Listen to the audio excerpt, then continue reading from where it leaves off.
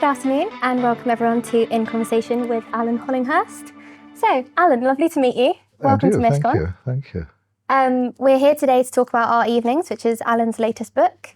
Our Evenings follows the story of Dave Wynne, a boy born in the late 1940s. He's mixed race, he's born to an English mother and a Southeast Asian father, but raised by his single mother in their home in Berkshire and later with her partner. Dave is fiercely intelligent. He wins a scholarship to a private school and later to Oxford, and he is a gay man and has a flourishing career as an actor. If you wouldn't mind us jumping straight in, could you tell us a bit about writing Dave and these different facets of his identity and personality? Yes. I suppose Dave was the result of something that had long struck me as an interesting possibility and actually came to seem more and more pressing, of trying to see life from a different racial perspective. And I was exercised as to how this could best be done. I thought it would be interesting to write about someone who had lived through more or less the time that I've lived through. I think Dave's actually about 6 years older than me, and who, like me, would turn out to have the sort of the difference of being gay, but would also have this further undisguisable difference of his skin colour and racial heritage. Of course, during the time I was sort of planning and writing the book, all these issues became tremendously prominent and politicised, and I saw the obvious dangers of trying to write from the point of view of someone from a culture like, say, West Indian immigrants, sort of second generation or something, which anyway has its own flourishing literature and cultural establishment in this country. And it would have been superfluous and I think probably rather objectionable for me to try to do that. So the idea of a biracial identity struck me as potentially interesting, and it would be someone who was sort of half a white Englishman like me and half someone different. And I landed on the idea of someone who actually is very cut off from his father's identity and culture. Avril, David's mother, worked in Rangoon in the governor's office in the period leading up to Burmese independence in 1947. And she had an affair with a man who remains rather mysterious. And the whole affair itself is something which is effectively not talked about at home. She comes back to England, this little, very conventional Berkshire market town, gives birth as a single mother. She pretends that she got married, but gives birth as a single mother to this brown-faced child. So they're very sort of anomalous figures in that world. And I think that was one of the things that interested me. And I thought that Dave,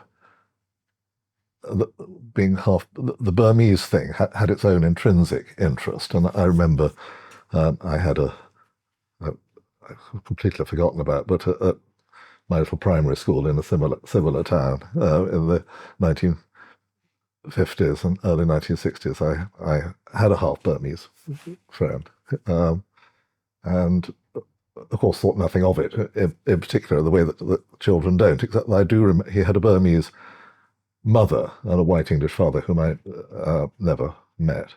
And I remember the mother and the atmosphere of the house, and it was a very strong thing. Not only the war played such a heavy part in our imagination of that generation growing up then, but also all the things to do with the end of the colonial period. And so people who'd been in India, been in Malaya, had been in Burma, and all the things they brought back with them, the sort of teak elephants and the brass trays, and all those were very much a part of the atmosphere in my childhood. So I thought it'd be quite interesting to try and re-enter that, remember that, and that it would also be a sort of tactful way of approaching this whole racial question. It's very interesting, and I think it's done very subtly and very well that these different parts of his identity they're shown and not told a lot in the novel. Yes. Not only in himself, but also how he's treated by other people. And I wondered how you thought that the novel Showing You, Not Telling You reflects your own experience of growing up gay and your identity, and that sort of knowledge and understanding, sometimes between the reader and Dave, and sometimes it feels just for the reader. Yes. These are sort of complexities of writing something in the first person, of course, rather than the third. And I mean, this will be harder and harder for this to happen now when people know something about the book, but I like the idea that his racial identity is not declared at the start, and the reader who approached the book in a way without having the advantage of coming to this meeting, for instance, would sort of only discover about sort of 4 or 5 chapters in that this was the case, and would just assume that this book was being written by a white person, like all my other books. So I like the idea of the complete normalness, the naturalness, obviously, to the narrator of this circumstance, and the repeated shocks that he has of discovering that he's seen differently by other people. There's definitely some very moving parts where the reader sees that he is being treated differently, but then some very moving parts where he embraces his identity. And I think he seems to find himself more towards when he goes off to Oxford. And I think that section of the novel for me felt very English. There's a lot of Englishness and some quaint parts of Oxford in the town. Yes. And England has a very strong sense in the novel, but so does his home in Foxley and Crackers and going off to Oxford and then also London. And I wondered how your experiences of these places have affected how they were written in the novel.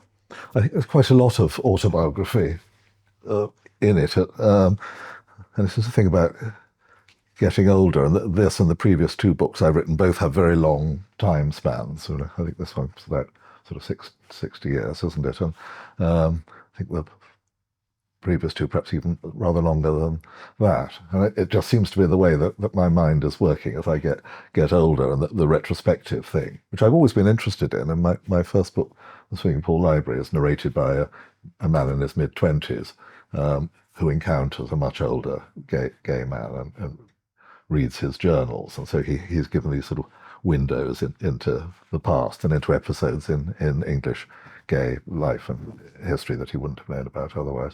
So that idea of sort of jumping backwards seems to me quite a prominent thing in the way I'm working, sort of imaginatively.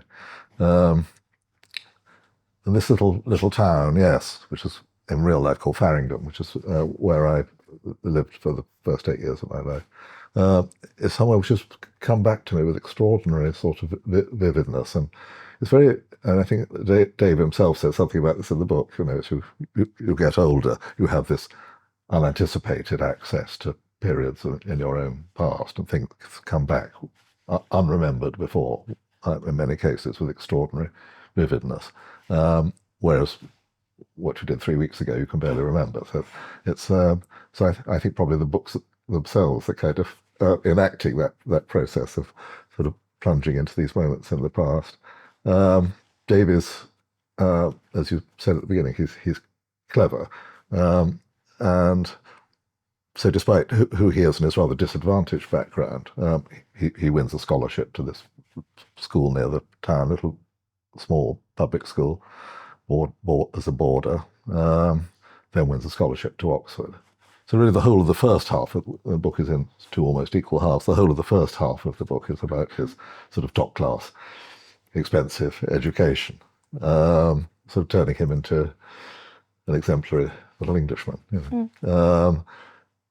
But at the end of the first half of the book, there are all these sort of compound crisis that happens to him. And in the second half of the book, we find him sort of out in the world, which isn't contained within the structure of the academic life, and having to make his own way, and actually probably fulfilling himself in all sorts of ways that he was incapable of doing before. One of his ways of sort of surviving early on has been discovering his gift for mimicry, and at school he's he has great success in various parts in school plays and so forth.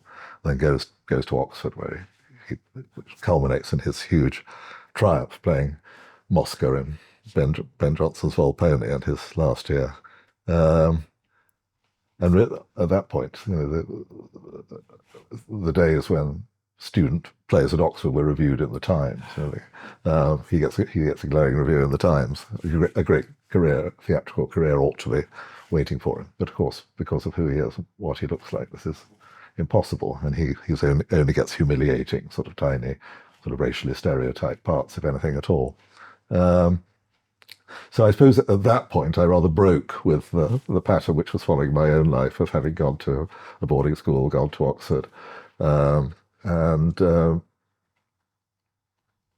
there I think he sort of moves further away from me. I think there's probably a lot of me in that first half of the book, and the second part's rather less autobiographical. And you spoke there about how the first half of the book is his younger years up until probably around the end of university, and then the chapters jump quite a lot faster ahead. There's one that I think I've realised quite abruptly was it started with, it was 10 years ago, and it was the last chapter. Yes. And I'd just been reading all about how it was day by day for the first half. Exactly. And alongside that, I think his early relationships in the first half of the novel are so vivid and so detailed, and they have the intensity of being young. Yeah. And it's all very vivid. Yes. And then later in the novel, I think when he's with his partner, he says, I introduced her to my husband. We're like, when did that happen? Yes. And I just wondered if you could speak a bit more about how you wanted to frame these relationships and the influence of time in the novel on Yes. Well, the two halves of the book, as you were saying, have very, very different kind of tempi, and the first half moves quite slowly, and this is the part which is where life is contained within the structure of academic terms and years, and of course, Dave is, he's moving through adolescence, so he's inside, and as well as physically, he's growing and changing a lot, and that has all the intensity of feeling that one has as an adolescent, but it's contained within this imposed sort of social structure of the academic school life and university life. Yes, I wanted to sort of create that feel, as you say, of detail and intensity and everything being new and potentially challenging, but perhaps marvelous. All that the ambiguity of learning.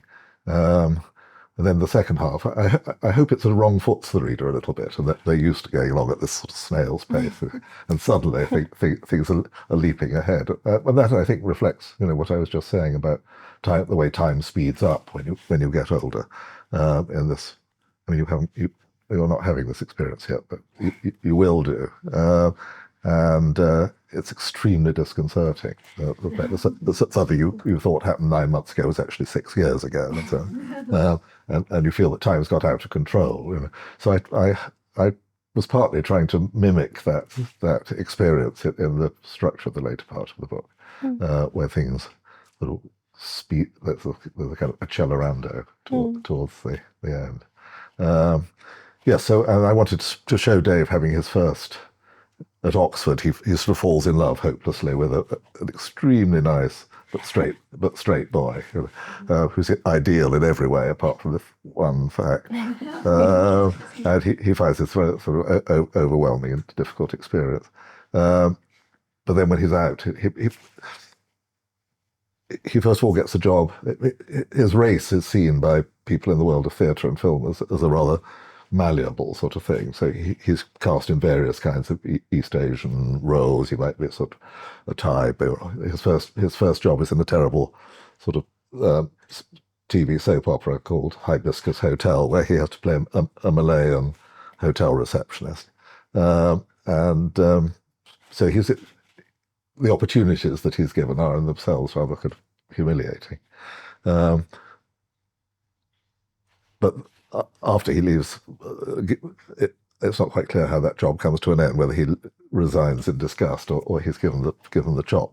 But anyway, he joins a kind of alternative, sort of radical touring theatre group, and they put on sort of quite confrontational sort of versions of classics as well as new plays, a lot of nudity and so forth.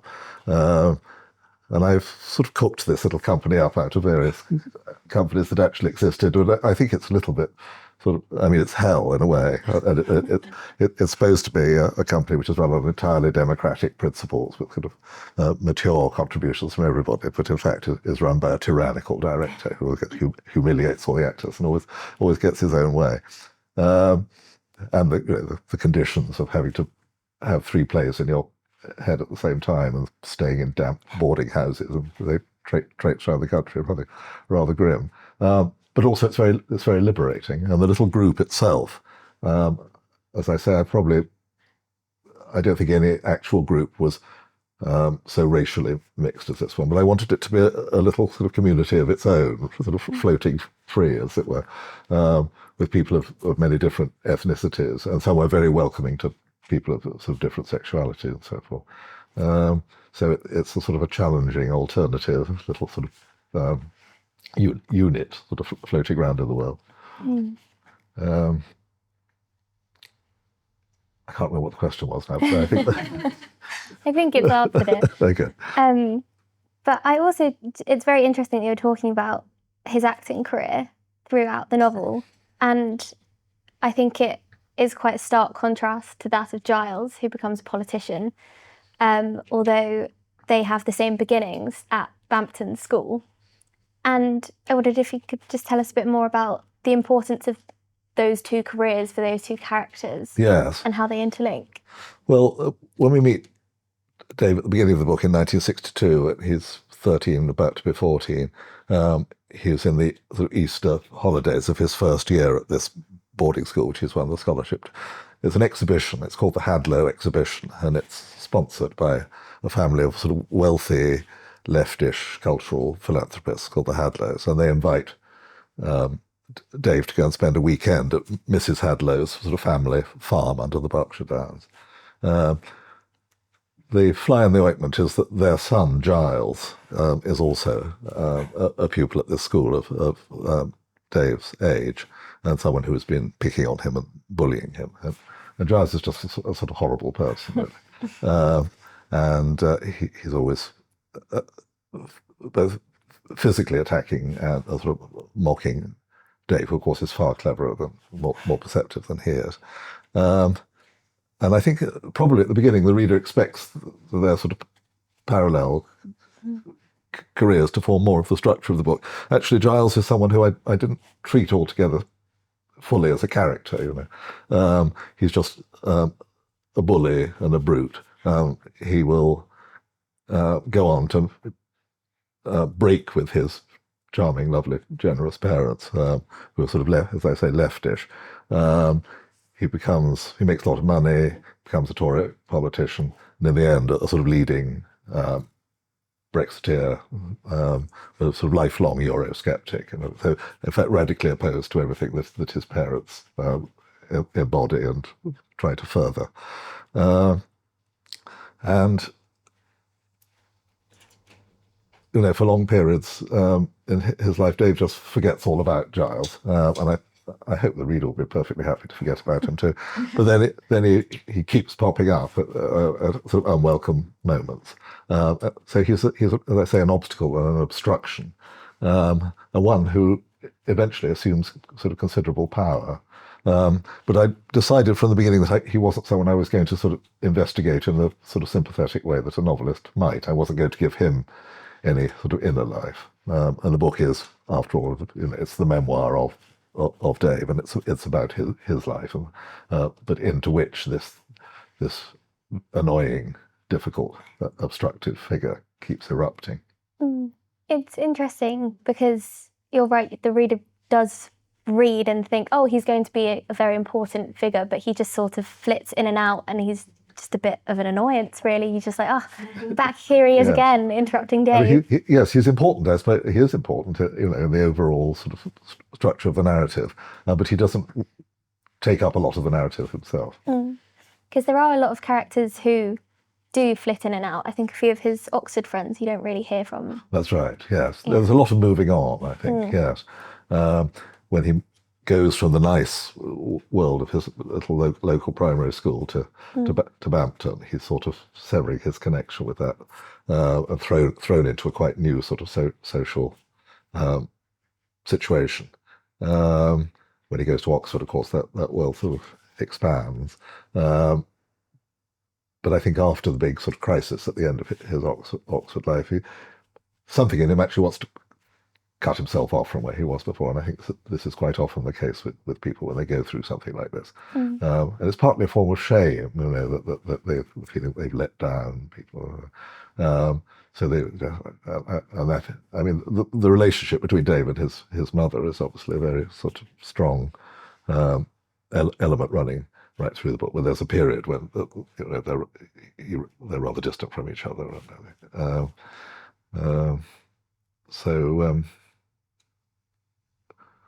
Yes. I wondered if you could maybe tell us a bit more about Avril, Dave's mother, and the inspiration for her character. Inspiration is slightly hard to talk about in this case. My own mother, of whom I was the only child, died at the age of 97, just when I was finishing my previous book, The Spa Shelter Fair.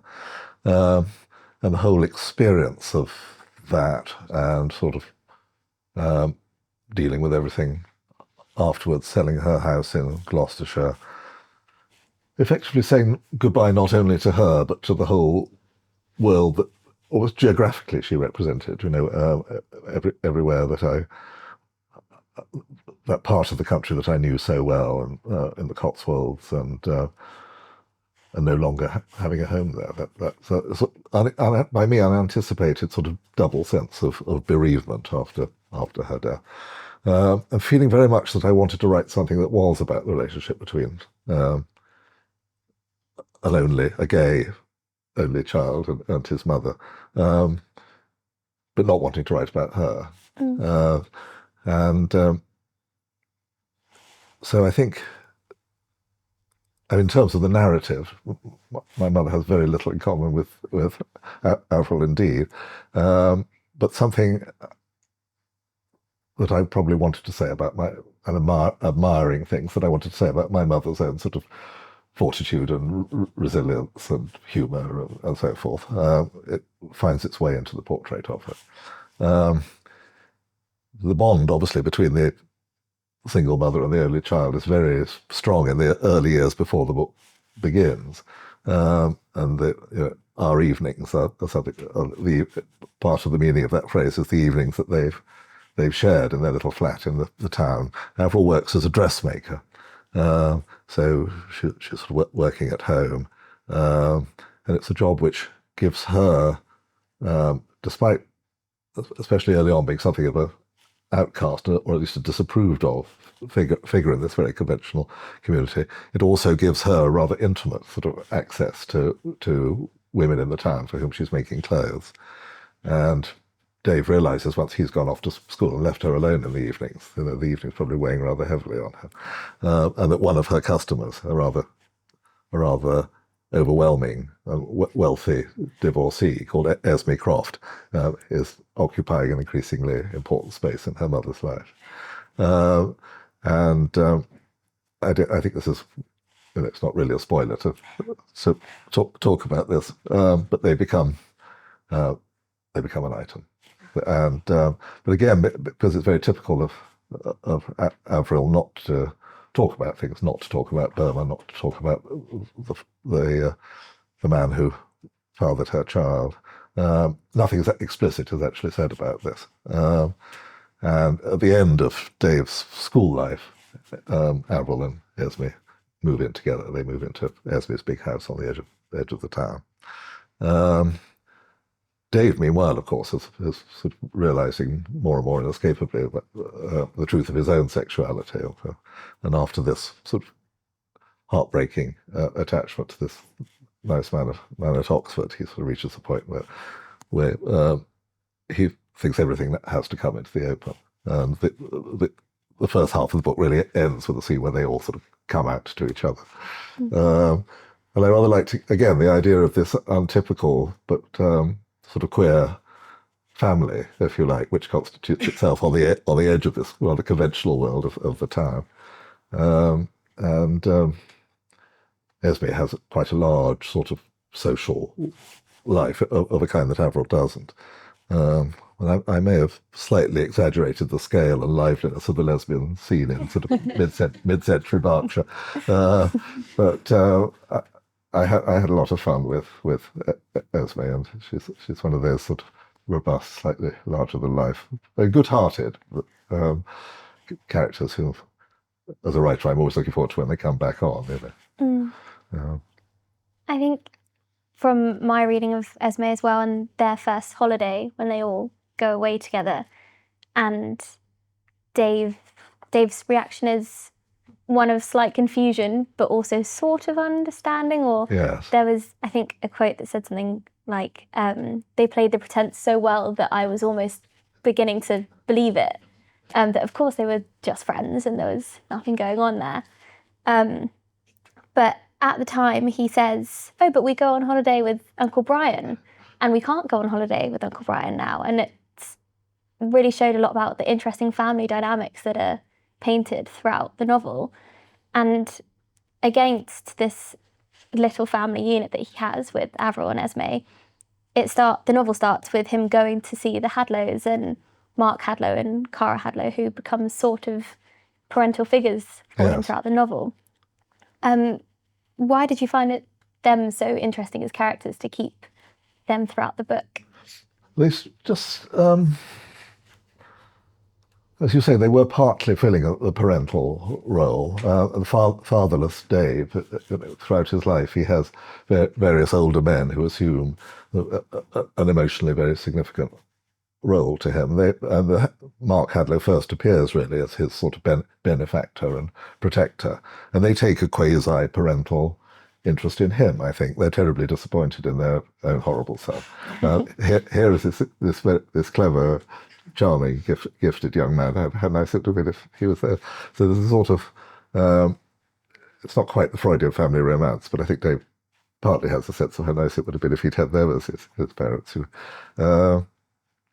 And they're people. I mean, I leave it in a rather sort of Henry Jamesish way. I leave it rather mysterious as to quite how the Hadlows make all this money, but it's clearly a lot of it is involved in Europe. And Mark himself is half French. His mother is a French actress, and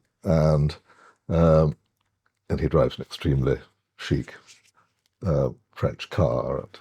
So he represents all the glamour of sort of continental and international life in this rather parochial British setting. I think that all obviously sort of feeds into the overarching kind of Brexit subject of the book. I mean, it's very much not a Brexit novel, but it is framed by. It opens in the early 60s when the UK was making its first attempts to join the EU, and it ends sort of shortly after the disastrous decision to leave it. So that's the kind of temporal arc of the book,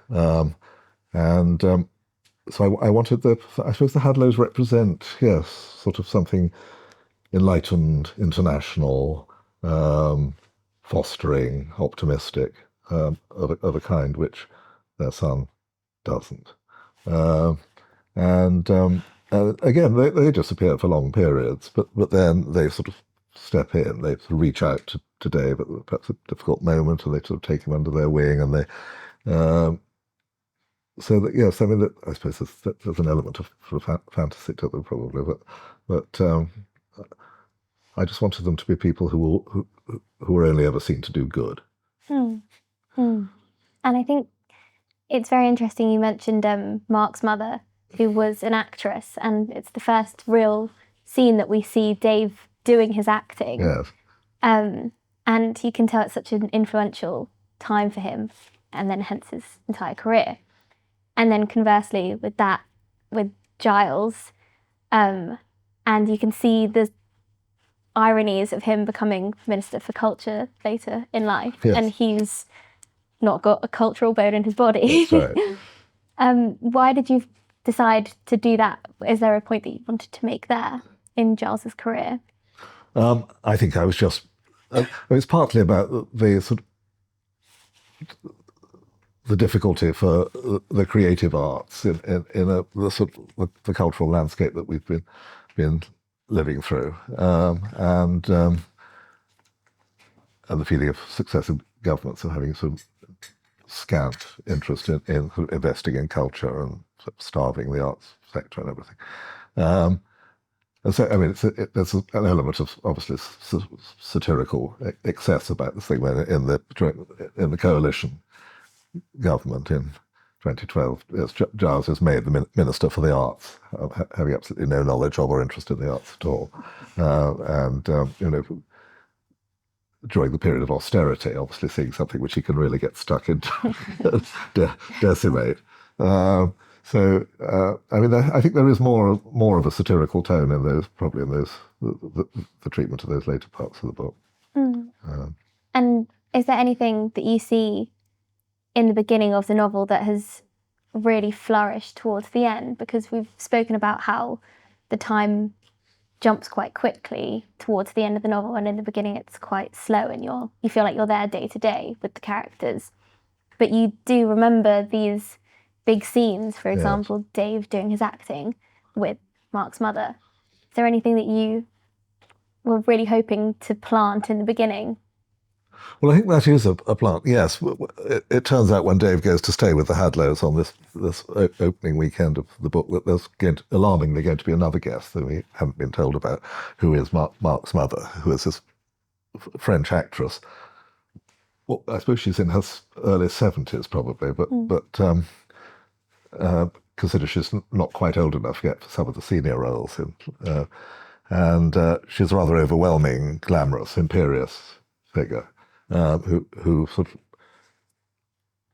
tells Dave some very unwelcome sort of home truths about what's likely to happen to someone of his appearance in the world of theatre, and how difficult it will. He has no idea about this, and he feels that they're rather getting ahead of themselves when she is sort of preparing him, and there's a sort of, I hope, quite comical kind of rehearsal scene that they do together. And he's never heard of this famous French actress, of course, and so sort of assumes that she is actually a very major figure. I think we later come to perhaps doubt that rather. She's probably someone rather on the way down. Anyway, she has a grand manner, and is effectively his first encounter with a sort of a proper actor or actress. So that has an imaginative impact on him. All sorts of things, not only the sort of the deterioration which we've just been talking about with in more recent years, but all sorts of things have changed culturally, socially, legally over the long span of the book. These are things, obviously, that I've written about quite a lot in my earlier novels. Changes in gay life, and the various sort of the suppression of feeling, the concealment, and everything in the earlier parts of the book is contrasted with a completely different sort of legal and social atmosphere at the end, and with Dave, who when he becomes an actor, we sort of see two very contrasting sort of love affairs that he has over period of several years, but in the present day, he's happily married to a man a bit younger than himself, so the present day of the novel is happening in the sort of context of their happy domestic life, and the whole circumstances in theatre having changed. So that he's not a great star or anything, but he's a very gifted actor, and he's getting quite a lot of parts in classics and in new plays at the Donmar and the Almeida and so forth. So he's sort of doing quite nicely for himself in ways which were unimaginable, as the terrifying French grandmother pointed out, unimaginable at the beginning of the novel. I think as well, the way that he does find his route into acting with the French grandmother, and then he starts these little mimicries at school. That's and right. He sort of finds himself gaining an audience and winning over people who had these views of him. I think in the beginning there was a boy who was going to bully him, and he looked around and saw other people laughing, so then he laughed. That's right. And I think that was quite an influential scene as to his development and how you see these things changing over time. Yes. I mean, I thought the thing of mimicry, which plays quite a large part in children's lives, I think, but will be quite an interesting one for him, because as a sort of insider-outsider, he's observing this new world, that he noting how people do things, how they speak and behave, and finding that he has this gift of mimicry. And this is something which makes him rather popular amongst other boys, because he can imitate the masters, much better than anybody else. So in a way, it's a complicated thing of sort of both criticizing and assimilating yourself to the kind of dominant culture which you're in at that moment, and suggests that his sort of adaptability and the way of becoming other people. I don't want to labour this point, but the actor's ability to become other people is something which he finds naturally liberating and expressive in larger ways.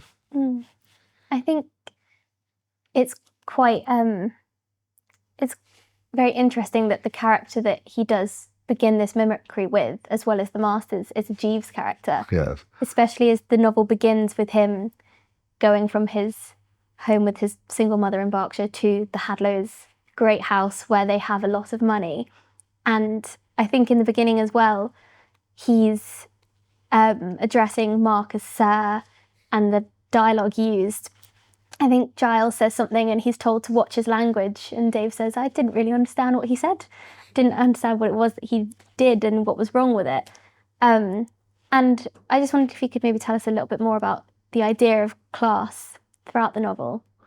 Yes, I mean, I think it obviously does play its part. I mean, it's not really a grand house, it's a working farmhouse with a sheep and dairy, as cows being milked. So it's obviously a bigger sort of house than he's used to, and it's the house where Cara Hadlow was born and grew up, and so it's become a sort of country retreat for the Hadlows from their much grander London residence and their London life.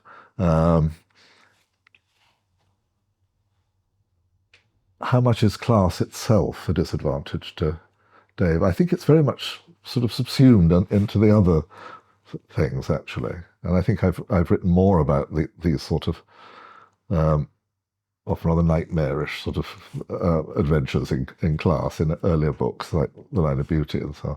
And there's an element of that thing of a sort of person from a humbler background moving into a richer one. But I don't think that sort of elements of class prejudice and so forth play such a strong role in this book, probably. I think there's strong distinctions between how you see Dave against the Hadlows, but the same prejudices are seen in Dave against other people. For example, his later relationship with Hector. Yes. And the encounters that Hector has with other people, and how Hector is othered by others as well. Exactly. Yes, Hector is a black actor in this travelling theatre company that Dave has a sort of a difficult, an intense but difficult affair with, and I think he was partly for me a way of sort of dramatising the kind of gradations of racial prejudice, as it were. And Dave is someone who's found more acceptable than a person of African origins, and so there are sort of a number of difficult scenes where Dave is more or less sort of tolerated, but Hector isn't. And I hope it's clear that Hector is actually, he's a brilliant, potentially great sort of classical actor, but constantly thwarted by questions of, by racial prejudice. And then he gets a job. For a season, he leaves the touring company and goes to the RSC, given the part of Bernardo in Hamlet, which I think is how many words does he say it is? 127 words or so. Bernardo, who opens Hamlet, comes on, and Dave says, watching him, he would think if he'd never seen Hamlet, that this imposing figure sort of coming on with his challenge out of the dry ice on the battlements at Elsinore at the beginning of the play was someone who was going to play a major part in this drama. Actually, after the first two scenes, he's never seen again. Again, it's this question of the apparent preferment, getting a job with the RSC, for God's sake, is also a form of humiliation. He doesn't have the chance really to show what he's made of. And like a lot of people, as you were saying, he sort of disappears from the narrative, but we gather later on that he's gone to Hollywood, and he's sort of made a quite different career for himself at playing sort of gangsters and cops and things in American cinema at the cost of sort of concealing his sexuality. So he's had a success, but it's been very much qualified by all sorts of other things. I think there's definitely some very moving scenes in how people are othered in this way. Yes. Hector especially, I think that's very much seen. There's also a scene where Dave goes to meet an older director in which his race is very much othered and taken advantage of. And I think it's done beautifully throughout the novel, and it's a very interesting theme. Oh, well, I'm glad you do.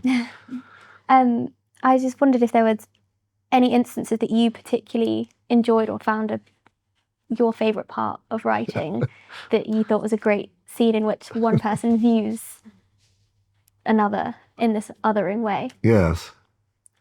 I enjoyed writing that scene. Yes, Dave's quite susceptible to older men, and he, yes, I think that they're doing a very risque version of Troilus and Cressida in Southampton, in which he appears wearing very little for most of the show. And in the dressing room afterwards, this sort of handsome older man sort of comes round and sort of eyes him up as he's getting dressed. And he's actually someone who's had a career as a sort of theatre designer himself, and has lived with another man in a house down in Dorset, and he invites Dave to go down. And I think Dave thinks actually he might get some money out of their cash-strapped company. But when he gets there, he realises as things go on that he's been picked out by this man, particularly because of his race. And he's working his way through these feelings of, it's not nice to be picked on because of your race, but what do I feel about it when actually this man has very warm and indeed sort of erotic feelings about my being of this race. So I was trying to explore that complicated issue there, which is, as you say, is a form of othering. Is there something relatively benign in it, or is it in fact merely a sort of predatory? Is it a form simply of racial prejudice? Or, it's quite an interesting, complicated area. And I won't say quite what happens when he does get to this house in Dorset, but that was quite an interesting scene to write, I think, I found. Generally, I find larger questions of sort of putting the book together can be quite challenging, and particularly when you're having to select episodes out of someone looking back over such a long period. Selection is always one of the main issues with planning a book, but it seems to become particularly overwhelming in this case, all the stuff that I could put in. Indeed, I did, unusually for me, write quite a lot of material which didn't make it in the end. I sort of pursued little narrative lines which eventually fizzled out or just didn't seem to earn their place in the larger structure of the book. So those things sort of cause me worry and take a lot of time. But the actual writing of a scene, once I've got 2 or 3 people in a room and got them talking, that's when I'm really happiest. And that, to me, is the sort of joyful part of writing. And I think we're going to have some questions in a minute if anyone wants to think of them, or put them in the chat. But just whilst people have a little think, the last question that I had is if you could share with us a bit more about the title, because I definitely noticed it a lot through the book, and you touched on this earlier. And a quote that really stayed with me is when David is talking about his career as an actor, and he says our evenings are rarely our own. Yes. Because I thought it speaks to quite a few different elements of the book. Yes. It's the name of a little piano piece by Janacek, the first piece in his sequence called On an Overgrown Path, which I have loved since I was Dave's schoolboy age myself. And I always thought it was just a beautiful, it's a mysterious piece which seems both sort of everyday but shot through with all sorts of sort of larger premonitions and hauntings. I just thought it was a beautiful phrase, really. And having previously published 6 novels which all began with a definite article, there was a rather liberating feeling of getting rid of it. And unusually for me, it was, I had the title before I started writing the book. And I was pleased with it because it seemed, as you were saying, to mean a lot of different things and to fit the circumstances in different parts of the book, both the childhood evenings of mother and son, and half a century later, the evenings that Dave is spending with Richard, and the evenings which they're spending apart, because for the actor, or the theatre actor, evenings are almost invariably spent doing their job. So it's rather difficult for the partner of the actor whose treasured evenings are actually necessarily spent largely alone. So I thought it was a nicely adaptable, resonant and beautiful in itself, but with a lot of applications in the context of the narrative. Can I open up any questions to anyone? It's rather marvellous that the clock in this room has not been adjusted to the winter time. So I thought suddenly we'd be talking for nearly 2 hours, but there we go. Hi there, thanks for coming. Your first novel came out in the late 80s, and Yes. It's now 2024. And there's also been quite a decent chunk of time between each of the novels that have come out between those two. I'm curious to know whether or not sort of societal changes towards gay rights, obviously the 80s was a particular time for the gay community in this country and across the world, the extent to which, if any, societal changes in attitude towards gay rights, etc., has informed the writing of each of the different books as you've come to write them. I think it has affected them enormously, yes, and affected them sometimes because it takes so long to write them, even during the course of writing a book, And that first book, The Swimming Pool Library, which I started at the beginning of 1984, the world that I was writing about in that book changed radically over the years that I was actually writing it, with the coming of the AIDS crisis, and then having to make decisions about whether the book itself would reflect this. And in fact, I decided to make its present day 1983 and sort of not engage with that subject. But anybody reading it when it came out in 1988, of course, was reading it through the historical awareness of what had happened immediately afterwards. So I think that gave me from the start this sense that in that book I was looking back and exploring changes in gay life, but that this was a very live subject which was constantly developing and changing, and that's been part of the interest of continuing to write about it. Yes. And I think I have almost always been interested in sort of looking back and exploring earlier periods when writing about these things, certainly, but living life as a gay man was so much more challenging, and I found that very interesting to do. But the books all have a sort of present day element in them, and the present day sections, I think, all reflect the constantly changing, evolving, and generally speaking, later on, improving situation. I'm probably going to word this really clumsily, so sorry if I do. But speaking to everyone in my book group, who are all kind of women in their 40s and 50s, everyone said, "Oh, I love Alan Hollinghurst, amazing." But I just wonder, is that your imagined reader, or are you writing for quite a different audience to that? I honestly don't have an imagined reader, and I never have.